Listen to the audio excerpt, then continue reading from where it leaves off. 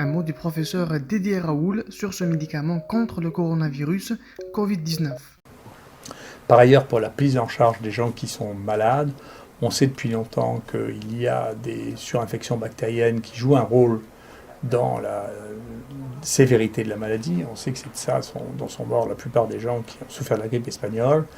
Et il y a un travail qui était très important, qui a été publié dans un journal qui s'appelle le JAMA, qui montre que l'azithromycine, dans les infections virales, chez l'enfant, améliore le pronostic, diminue la durée d'hospitalisation. Et donc, nous avons pris l'habitude, qui est notre habitude clinique, d'ajouter l'azithromycine chez les patients qui étaient malades par ailleurs à l'hydroxychloroquine. Et nous avons mesuré comme ça les charges virales.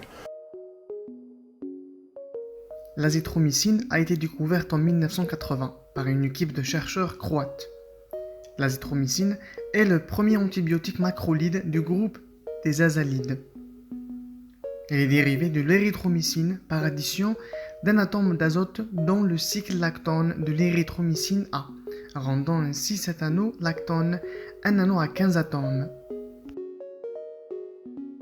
L'azithromycine est indiquée dans le traitement des infections de la gorge, des branches, de la gencive et des dents.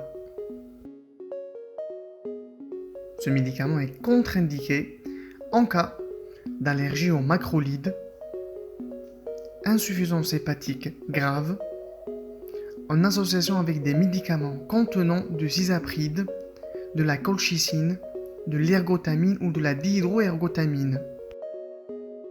Au cours de la grossesse, ce médicament ne doit pas être utilisé sans avis médical pendant la grossesse, notamment au cours des 3 premiers mois. Seul votre médecin peut évaluer le risque éventuel de son utilisation dans votre cas. En cas d'allaitement, les données disponibles ne permettent pas de savoir si ce médicament passe dans le lait maternel.